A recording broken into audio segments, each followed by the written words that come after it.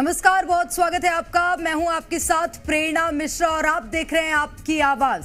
पहले विधानसभा चुनाव में कांग्रेस सांसद राहुल गांधी ने संविधान की कॉपी दिखाकर खूब भाषण दिए। फिर लोकसभा चुनाव में भी उनका यही पैटर्न नजर आया और अब महू से शुरू हुई कांग्रेस की संविधान बचाओ यात्रा में भी राहुल गांधी हाथ में संविधान की कॉपी लिए ही नजर आए। जिस यात्रा की शुरुआत आज महू से हुई, उसका उद्देश्य यही है कि कांग्रेस संविधान और संविधान निर्माता डॉक्टर भीमराव अंबेडकर को कितना मानती है, उस बात को चरितार्थ करना है। और इस बीच बीजेपी को संविधान विरोधी बताना भी इस यात्रा का मकसद है। ऐसे में सवाल है कि क्यों संविधान हितैषी बताने के लिए कांग्रेस को यात्रा का सहारा लेना पड़ रहा है। करेंगे चर्चा, लेकिन उससे पहले ये रिपोर्ट देखिए।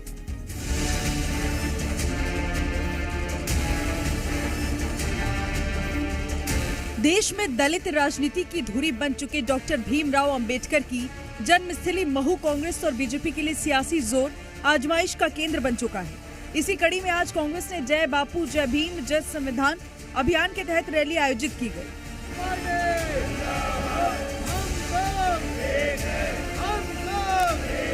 डॉक्टर भीमराव अंबेडकर की जन्मस्थली महू में कांग्रेस की जय संविधान रैली का आगाज हुआ। कांग्रेस की ये रैली अंबेडकर के विचारों और संविधान की महत्ता को समर्पित है। इस रैली में कांग्रेस के दिग्गजों समेत हजारों की संख्या में कांग्रेस समर्थक पहुंचे। इस रैली में कांग्रेस अध्यक्ष मल्लिकार्जुन खड़गे के साथ राहुल गांधी, जीतू पटवारी, दिग्विजय सिंह समेत सभी बड़े नेता मंच पर नजर आए। महू की रैली में कांग्रेस के राष्ट्रीय नेताओं के साथ ही कांग्रेस शासित राज्यों के मुख्यमंत्री भी शामिल हुए। जय भीम जय बापू जय संविधान रैली में कांग्रेस पार्टी ने बीजेपी पर कड़ा हमला बोला। रैली को संबोधित करते हुए कांग्रेस नेता राहुल गांधी ने बीजेपी सरकार पर गंभीर आरोप लगाए। उन्होंने कहा कि लोकसभा चुनाव से पहले बीजेपी ने संविधान को रद्द करने की कोशिश की थी। इसके साथ ही उन्होंने बीजेपी की नीतियों पर भी सवाल उठाए। तो वहीं दूसरी ओर मल्लिकार्जुन खड़गे ने महाकुंभ में स्नान को लेकर भी बड़ी बात कह दी। इन्होंने पहले लोकसभा से पहले संविधान को रद्द करने की कोशिश की। इन्होंने कहा कि 400 पार हमारी सीटें आएंगी और जब सीटें आएंगी हम संविधान को खत्म कर देंगे, बदल देंगे। उनके सामने इंडिया गठबंधन और कांग्रेस पार्टी खड़ी हुई, हमारे कार्यकर्ता खड़े हुए और लोकसभा में 400 पार छोड़ो, लोकसभा में नरेंद्र मोदी जी को इस पर मत्था टेकना पड़ा था। अरे भाई, गंगा में डुबकी लेने से गरीबी दूर होती क्या? आपको खाना मिलता पेट को।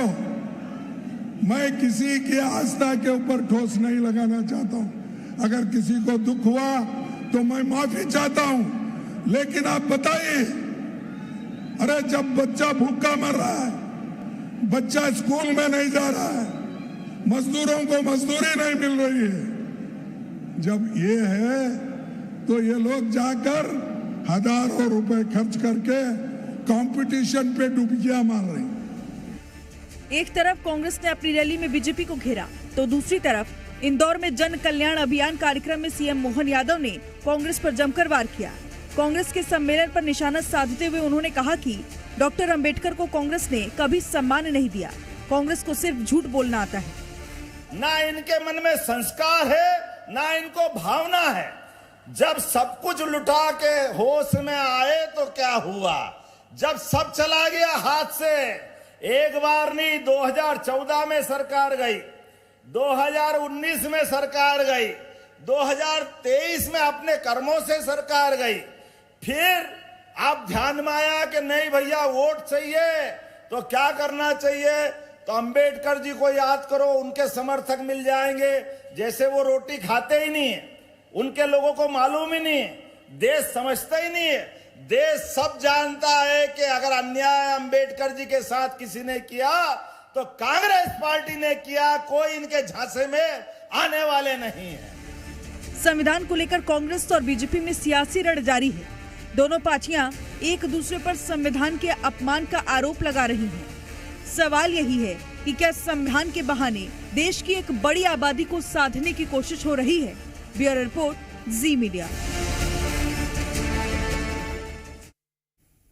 तो एक तरफ ये बयान है, वहीं दूसरी ओर कई तरह के सवाल भी खड़े हो रहे हैं। संविधान बहाना है, वोट बैंक क्या निशाना है कांग्रेस पार्टी का, ये एक महत्वपूर्ण सवाल है। इसी के साथ अंबेडकर पर घमासान, नेताओं का आखिर क्या है सियासी प्लान, सियासी फायदे के लिए ये कांग्रेस की यात्रा है, यात्रा के बहाने जमीन मजबूत करने की कोशिश है। अंबेडकर को किसने सम्मान दिया और किसने अपमान दिया, ये तमाम ऐसे सवाल हैं जो कि उठ रहे हैं और इन तमाम सवालों का जवाब हम खोजने की कोशिश करेंगे।